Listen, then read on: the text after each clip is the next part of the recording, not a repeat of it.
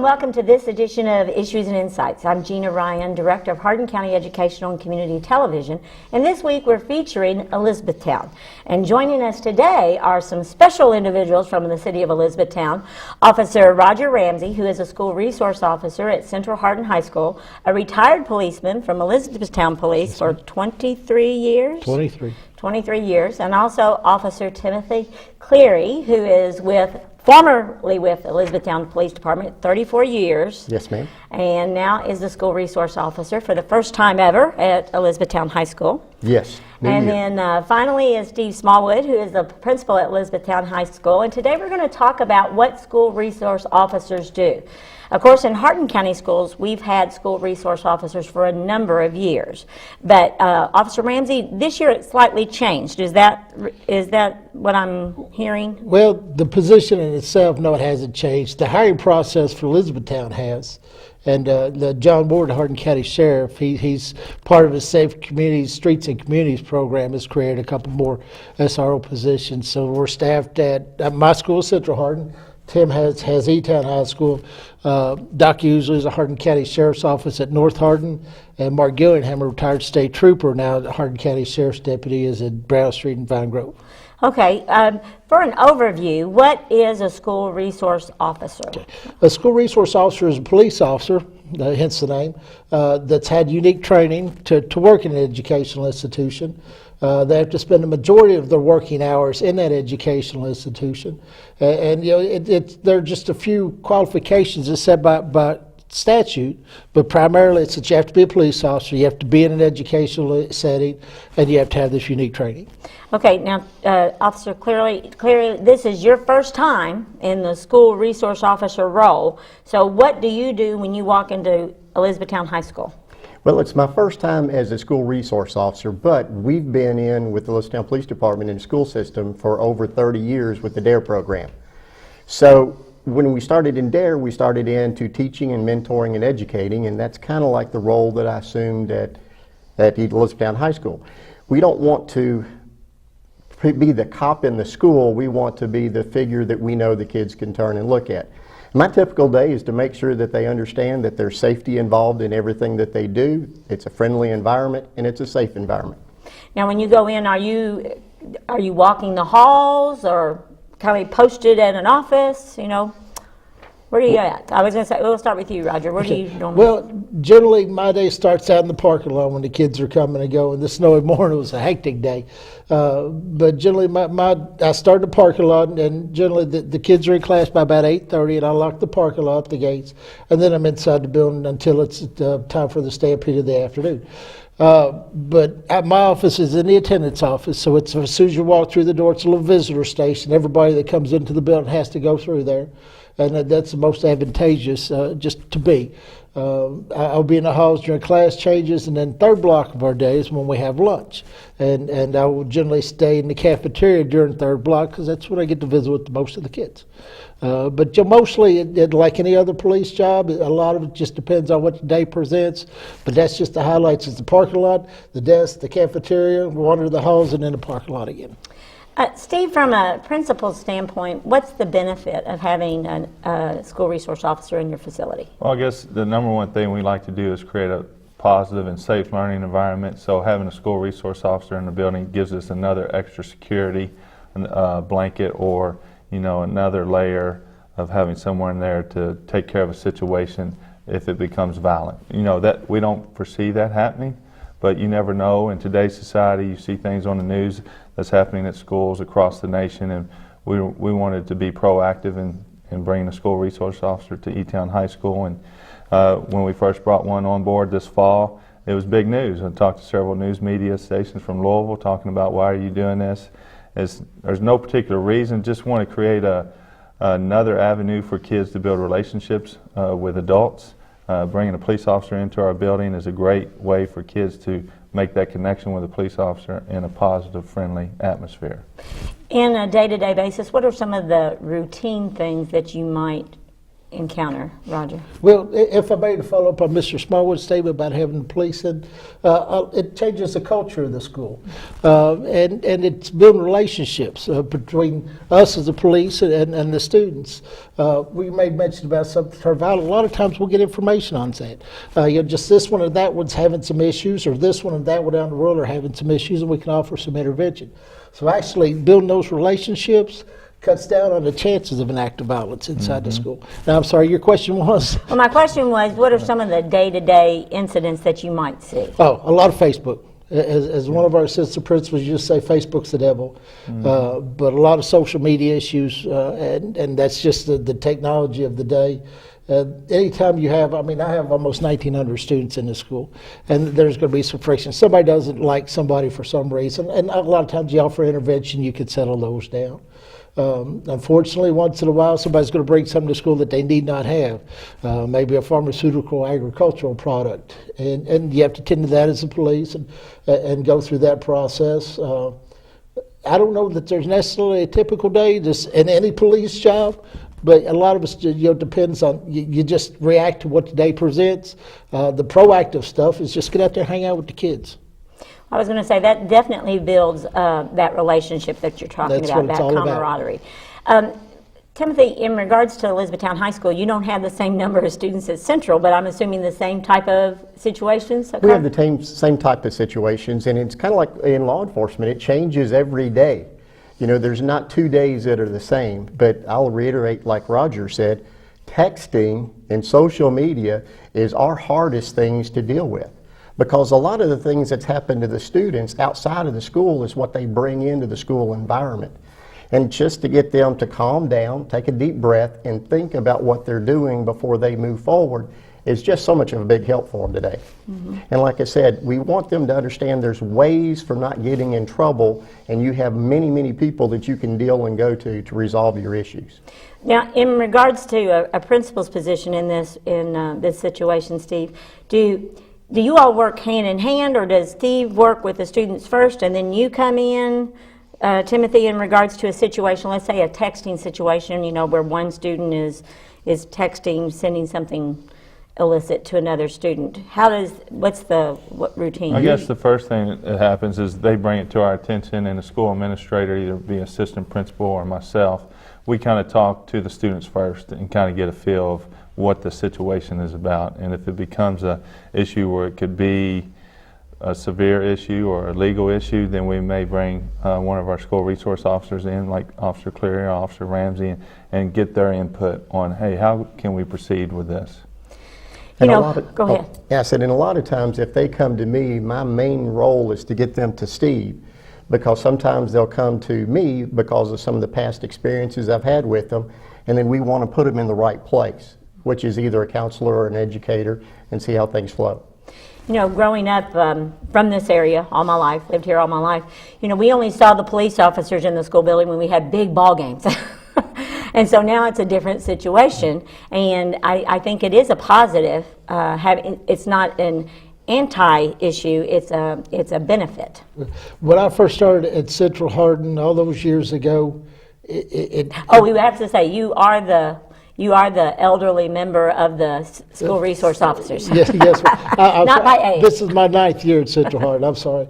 And it crawled all over me because I would hear folks say things are so bad we have to have police in the school. My response was, no, I'm just lucky enough and blessed I get to hang out with the kids. Unfortunately, society has changed.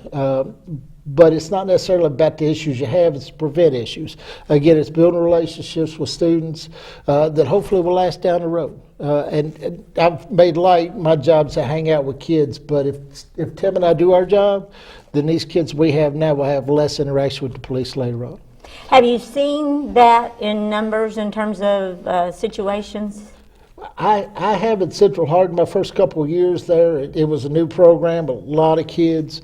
Our biggest problem was probably fights. We would have brawls in the hallways, and that's nearly not existent now. If we have fights, it's generally 2 boys or 2 girls that just the heat of the moment, something triggered it, but it's not the big organized fights we had in the past. So yes, it has changed the culture of the school a little bit. I'd like to think, excuse my arrogance, I'd like to think I had a little something to do with that. but it's working. Now, another role, Tim, that we were talking about the regional swim meet, and that brings a lot of people into your school when you host a regional meet. What's your role in that regard? Usually it's just security of the event, to make sure that the parents are calm, the kids are calm, nobody misbehaves, everybody knows where they're going to. So it's providing security for the event in and of itself. And hopefully having it whenever we've got bad weather. I was going to say, yeah, bad weather kind of throws a wrench into a bunch of things. Steve, how do you feel the parents have received this? I think it's been very positive. I've got a lot of positive feedback from our parents. Like I said, it gives our students another opportunity to build a relationship with another adult, another professional, someone who's out there in our community, protecting our community, and it gives our students maybe something to look forward to. Maybe they want to look forward to a job in law enforcement. Well, here you go. Who would you want to talk to about a career in law enforcement? Your school resource officer. So you get some great tips from them. And Tim's also working on developing a safety team at E-Town High School. We have to do drills monthly, as KDE asks us to do that. We have to do fire drills, earthquake drills, and we also have to do lockdown drills. And so we're getting kids involved in those drills and wanting to get their input on how we can make our drills more effective. So if the unthinkable was to happen, how can we respond as a high school? Not just the teachers or administrators, but our students, our school resource officer, and our local community. That's excellent. And that's the one thing that we tried to establish when I moved in. And we've got 18 kids, freshmen, sophomore, junior, and seniors. And what they do is during their CCR credit time. Now, what's CCR? CCR is our college and career readiness class. We offer it between our third and fourth period classes just to help kids get college and career ready, and we put some different educational opportunities in that class period to prepare them for life after high school. And during that time period, what we're trying to get this safety team to do is look at emergency crises. Like you've got earthquakes, you've got tornadoes that come through, you've got floods. Who are all the people to get together, and how do you move forward? And the goal is to let these kids see the active responders. You know, they've got us to see what police do. Fire department's going to be coming in and telling them what they do in emergency situations. Like to get EMS to come in and talk about different things. One of our biggest goals is at least mine, is hopefully we're going to try to push to get all seniors, or especially our school safety team, CPR, first aid, and AED compliant before the end of the year. Oh, that's great. That's a good idea. Now, at Central, do you all work on that level with a school response team? No, we don't. Okay. And it just hasn't come up. We just don't. Well, I know that many of our staffs have had that lockdown training, you know, where they have, they do the scenario. The active shooter. Yeah, the active shooters. And it is, once you go through that, I don't know if anyone could ever prepare for something like that, but what are the benefits of doing that? You have an idea what to do, and where to go. Tim and I both are a presenter of a program called Shots Fired, and that's a civilian response to an active shooter.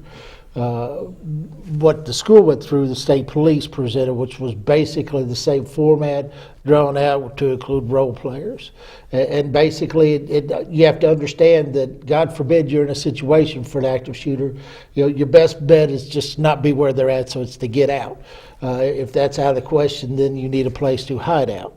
And God forbid it's in your face and it's here and now, then you have to take opportunity to fight back and hopefully maybe take out the aggressor. And you know, it's ugly and it's brutal, but that's the society we live in. We don't want a bunch of sheep being led to slaughter. If it comes to the point where you have to fight back, then you just have to fight back. We're on our way. I promise you that. We will get there just as quick as we can, but you may have to look after yourself in the interim. And that's what I usually tell most everybody. The first 2 to 3 minutes is very critical. Throughout this country, I don't know how many teachers and superintendents and principals have stopped the aggressive violence before law enforcement has arrived. But, you know, we live in a culture that the more training we get, the more we're going to be responding when that situation does come. And it prepares you, once you're into one event, it prepares you for the rest of them, to know how to look out for the people that you care about the most. There's been some discussion, you know, about concealed carry for teachers and things like that. I mean, how do you? Me personally, I'm not in that realm. I don't feel comfortable in that regard. But What's your all's take on that? Are those conversations you're having? Those decisions made well above our pay grade. If you're asking for my personal opinion, at first blush, if you enact a policy that says someone may be armed or hardened to your target, that's a good thing. The idea that staff members may be armed, there's just too many pitfalls. First and foremost, as we discussed a number of years ago, right after Sandy Hook, our police department, Elizabethtown Police Department, started a Safe Schools initiative, and it was a coalition of all the law enforcement agencies in the county. And the major concern that was brought up is we don't know who is who. God forbid it goes to that point. But if that shot's fired, anybody with a weapon's a threat.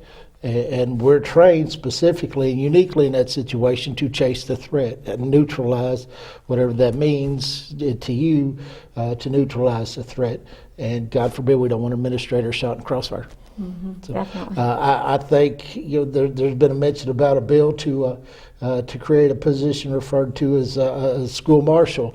There are, I believe, this is all just Roger talking, there are more useful means of the resources. We've got school resource officers. The biggest problem for retirees is getting back into the loop, and that's because of the rules that Frankfurt's put on the retirees for coming back to work, because they don't understand that the school resource officers are a unique position. And as example, we can work 9 months out of the year. Well, the school year is 9 months. No, not necessarily. With school breaks and with bad weather, it may be 10 months. And with that, we're there for 9, and we're sorry about the rest. We can't make it because Which days do you not come in? the rules say that we can't be there. Well, and the other thing that is my critical thing to think about is the training for school resource officers exists whenever school's not in session. Well, if you're not employed, your agency's not going to send you to training. Exactly. And can't send you to training. Right. So how do you become a resource officer whenever you're not working? It's a double-edged sword. Kind of. And like Roger says, the officer that comes in is going to be coming in September 1. Well, our school That's our starts schedule. in August. So, you look at the kids coming in, especially your new students, your transfer students, and everything else, they don't have the person that they're going to be spending their time with in that school environment. As an example of, and I'm not bashing Frankfurt, I truly am not. Tim and I had to wait till November to come to work because we retired in August. And that's just their rules that you have to set out X number of months, not days, it's months. And that's just the way it is. And so, matter of fact, our chief is trying to put together a package to introduce to Mr. Parrott, to have that presented to make school resource officers unique in the retirement system, to remove some of the hurdles, and let's get back to work. Let's hang out with the kids and do what we need to get done. Right. Because like you said, in order to do it well, you have to have that relationship there. You've got to have that conversation. And being gone the first month makes a significant difference. And for us, it was almost 3 months before we could get there. And there's a difference in the tone of the kids that I have now than what I've had in years past, simply because I wasn't there for so long. I was absent. But and the idea of having the same person day in, day out also establishes an even playing field, not evil, an even playing field, or an awareness, a casual nature of it, but also an important one. Yes, as well. Absolutely. And my uniqueness, I tell Steve it's kind of funny, for 30 some odd years I was a DARE instructor, and I was doing it while I was Sergeant Cleary. Well, I started every one of my classes, good morning class, and they were like, good morning, Sergeant Cleary. Well, they always called me Officer Cleary whenever I was a DARE instructor. Now I'm an SRO, and I'm in there and everybody's high-fiving me, say, hey, Sergeant Cleary. I said, no, it's Officer Cleary. Had to start back over. But at least they got the Cleary right. Yeah. Now, with the DARE program, for those at home that may not be aware of that, Timothy, tell us a little bit about the DARE program from your previous experience. Well, the DARE program stands for Drug Abuse Resistance Education. It's a program that the Elizabethtown Police Department has adopted with all of the county school systems, and E-Town particularly.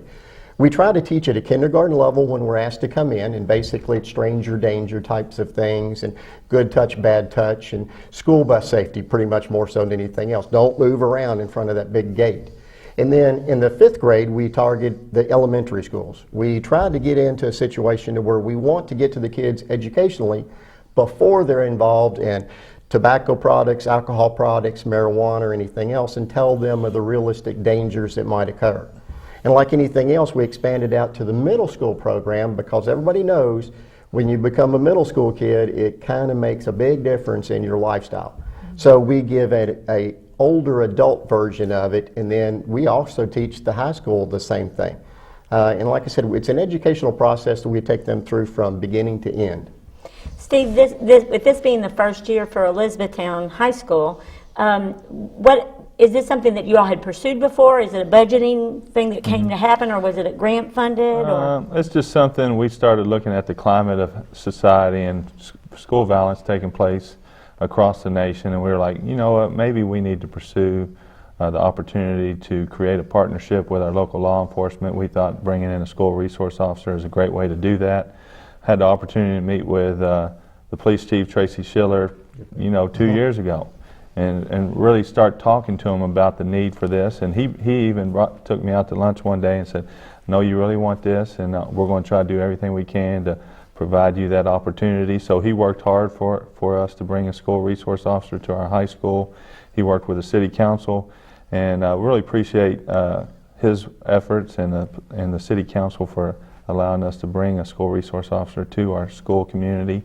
I think it's a great thing. Anytime you bring a law enforcement officer into a school, it's a positive thing. It's not a negative thing. They're there as a resource to help kids, to help adults, and to make our schools and our community safer. So, we're very fortunate that we were able to bring Officer Cleary into our school district this year. And like they said, they retired this year in August, so they had to set out like 3 months, 90 days or something like that. And the police department, E-Town Police Department, did a great job of filling in with their off-duty officers to come in starting in September all the way up until they were able to start with us in November. And so we really appreciate getting an opportunity to meet those officers, because we met a lot of great officers as they were filling in until we can get Officer Cleary in our building. And they did a great job, and I was extremely proud to work with them and meet with them and see the great things that they do in our community. If I may, I remember the last football game that E-Town High School and Central played. Mr. Smallwood came up and we visited for, Lord, I imagine 45 minutes to an hour about what an SRO does. Yep. And I think part of it was he's just jealous because my kids had one. Yeah. But we visited at length on it, and I'm proud to see that it's finally come to fruition.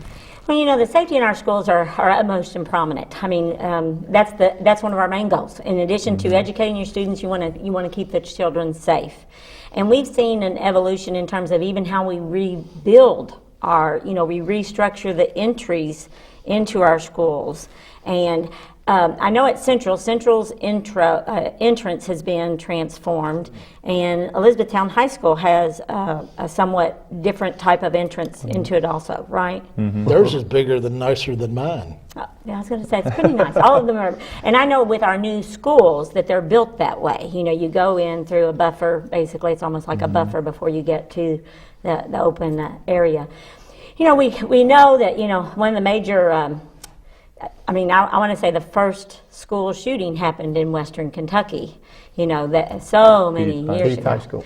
And, people just don't realize that's probably been 18 years ago. My first, right around Columbine. Right, and you think, unfortunately, when we hear those stories, do you think that we've gotten kind of used to it? Well, the most significant act of school violence actually happened in 1909 in Bath, Michigan, and there was a gentleman, use that term loosely, that was offended with having to pay school taxes. He actually planned for at least a year. He volunteered at the school as a maintenance man, the new school that was built with tax money and loaded with dynamite. If you research the Bath massacre, so it's not necessarily a new phenomenon, but it's more common. And the problem is you don't know who the bad guy is anymore. Like I said, in Bath, Michigan, all those a century ago, it was a man who volunteered to work in the school. Columbine was students. Heath High School was a student. But Sandy Hook was somebody that just broke in and was looking for a body cam. And there was a resource officer at Sandy Hook, I believe, wasn't there? I don't know if it was a resource officer. He came from another school. The first officer on scene was an SRO from a different school. Okay. All right. Now, the funding for these, I believe that initially we were getting some grant dollars in the Hardin County schools, but our board has supported that position for many years. The evolution of the SRO position at Central Hardin anyway, we had worked security at Central as long as I've been around. And originally it was an hour in the morning when the kids were coming in, an hour in the afternoon when the kids were leaving. As times changed and progress came about, it morphed into an all-day event anyway. Ron Ortiz was the principal at the time, and he was looking at the dollars that he was spending on school security paid off-duty officers, and he approached the city and the police administration and said, well, what would it cost just to hire a police officer? They worked out the contract and the numbers, signed the agreement, and lo and behold, I got to be the first school resource officer in Hardin County. But that's how it morphed there. The way it worked originally, and I think that's changed just a bit this year, was that the school would reimburse the city for the base salary of a new hire officer. And then the city would offset whatever my salary was at the time. I think it started out like an 80-20, 70-30, 80-20 split, something like that. That's changed just a little bit this year because we're in a different status with the city, and I'm not exactly sure what those details are. But that's how the progress came about at Central Hardin. So it started out just an hour here and an hour there, and it grew, and Ron Ortiz says there's a better way to do business. Exactly. And I was going to say, it's been a huge benefit. I really think that all of our schools, just the temperament has changed. It changes the culture. It does. It really does. And it's all about building relationships. And, to reiterate what Roger said, an officer in every school as a resource is, in most of the times, better than trying to look and make something work or allow something else to work. Because you've got the training built in, you've got the qualifications built in. Put them in a safe environment. Exactly. And we'll work cheap. Just saying. But you always have a smile on your face, too. Well, you hang out with kids, life's good. I was going to say, now, do you know all the names of the 1900 students? Well, the boys are all fella and the girls are all hun, and I'm afraid that's all I've got. What about you, Officer Cleary? Are you closer to knowing many of the students' names? You said you did a lot of high-fiving and fist-pumping and everything. I'm getting close to knowing pretty much everybody. One of the goals is, we talked to one of our educators today. We were in training. He said he knew every student that was in his school system. And he said it took him, I guess, 3 months to know all the new freshmen that were coming up into his class. I'm like, be nice to get to know all of them by a first-name basis. It really would. And Be so, nice. yeah. 1,900 kids. And again, if anybody would have any questions about the role, you all don't have any problem answering what you do. Absolutely. Call the high school, call the police department. Leave a message, we'll send you back our emails. I'm on Facebook. We try to be available. Okay, awesome. Well, thank you all so much for joining us Thank you, today ma'am. and talking about this really important program. I wish we could have resource officers because, again, it's a resource for the school community. Yes. And it adds all grade levels, in fact. And it's not there for the worst set of scenarios, it's there for the positive scenarios. Exactly. Okay. Well, thank you all again for joining us today, and thank you for joining us at home on this edition of Issues and Insight.